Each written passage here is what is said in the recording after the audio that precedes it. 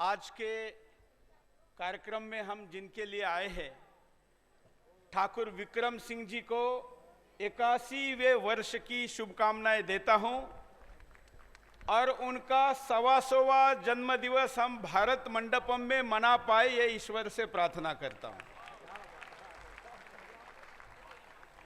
मैं दिल्ली में 20 वर्षों से हूं, लेकिन मैं कभी भी किसी के भी जन्मदिन पे नहीं जाता हूं। आपने मुझे कभी नहीं देखा होगा, लेकिन मैं ठाकुर विक्रम सिंह जी के दूसरे जन्मदिन में यहां पर आया हूं।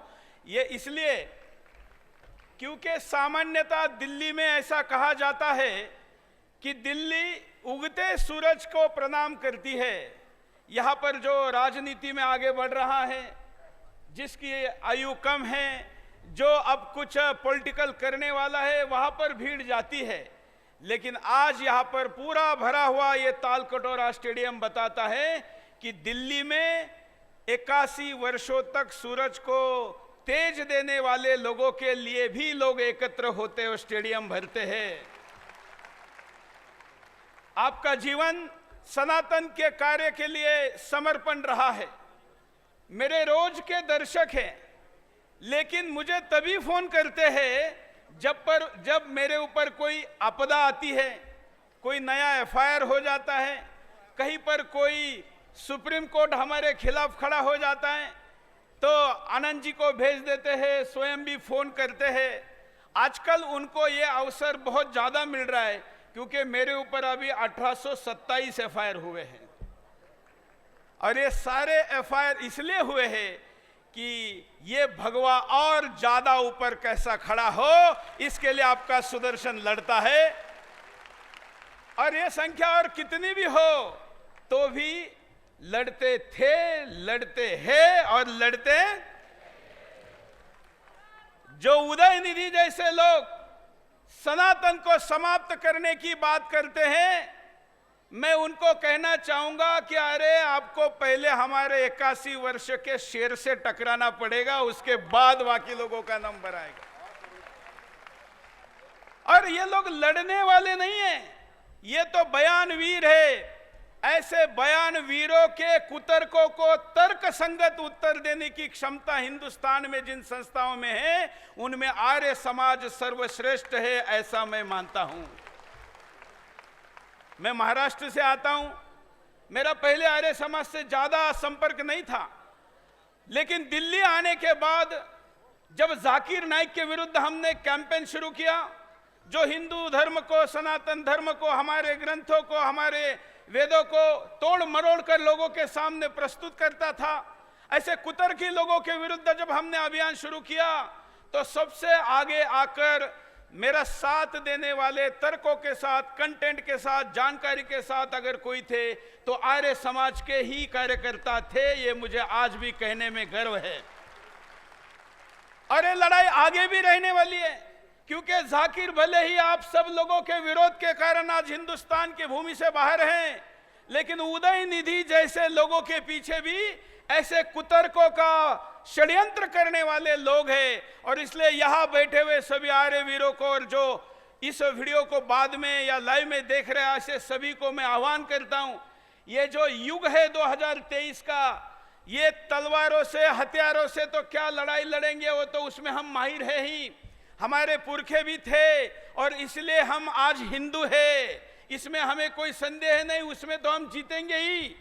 लेकिन दुर्भाग्य से जहां पर प्रोपेगेंडा होता है, नैरेटिव सेट किया जाता है, जहां पर विचार की लड़ाई है और खास करके दुष्प्रचार की लड़ाई है, वहां पर हम कमजोर पड़ते हैं। और इसलिए मैं सभी आर्य समाजियों को, सभी सनातनियों का आह्वान करता हूं कि ये जो युग चल रहा है, और खास करके ये जो 1 वर्ष रहेगा लोकसभा के चुनाव तक का, ये इंफॉर्मेशन वॉरफेयर का युग रहेगा, मतलब सूचना के युद्ध का युग रहेगा। और इसलिए इस इंफॉर्मेशन के वॉरफेयर में आप सब लोगों को सही सूचना साझा करनी है, गलत तर्कों को सही उत्तर देना है, और ये उत्तर देकर उनको इस युद्ध में भी पराजित करना है, और वो हम करेंगे। ये आप सब लोगों के तरफ मुझे देखकर लगता है।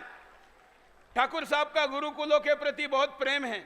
मुझे भी कई गुरुकुलों के कार्यक्रम में बुलाया था। यहाँ पर बहन जी बैठी है, उनके गुरुकुल में भी मैं 2018 में गया था। मित्रों, हिंदुस्तान का वास्तविक परिचय हमारे गुरुकुल था, और अगर पुनः विश्व गुरु बन के वास्तविक परिचय स्थापन करना है तो हमको पुनः गुरुकुल की तरफ जाना पड़ेगा, इसमें कोई संदेह नहीं है। हमारे इन गुरुकुलों के अभियान के लिए मैं आज, गणेश चतुर्थी भी है, गणपति बापा के कार्यक्रम भी आज देश भर में शुरू हो रहे हैं। आज शाम को मैं हमारे सुदर्शन गणेश उत्सव के पंडाल से घोषणा करने वाला था, लेकिन आज ठाकुर जी के जन्मदिन पर और आप सभी धर्म प्रेमियों की उपस्थिति में घोषणा करता हूं कि हिंदुस्तान के जितने भी गुरुकुल चल रहे हैं, ऐसे सभी गुरुकुलों को अपने कार्य विस्तार के लिए सुदर्शन चैनल जो मदद कर सकता है, हमको संपर्क करिए, हम आपके साथ हैं। हम अपने चैनल के ऊपर एयर टाइम भी देने को तैयार हैं, और हमको कई लोग संपर्क करते हैं कि जमीन देना चाहते हैं या विभिन्न प्रकार के योजनाओं के लिए आर्थिक सहयोग करना चाहते हैं।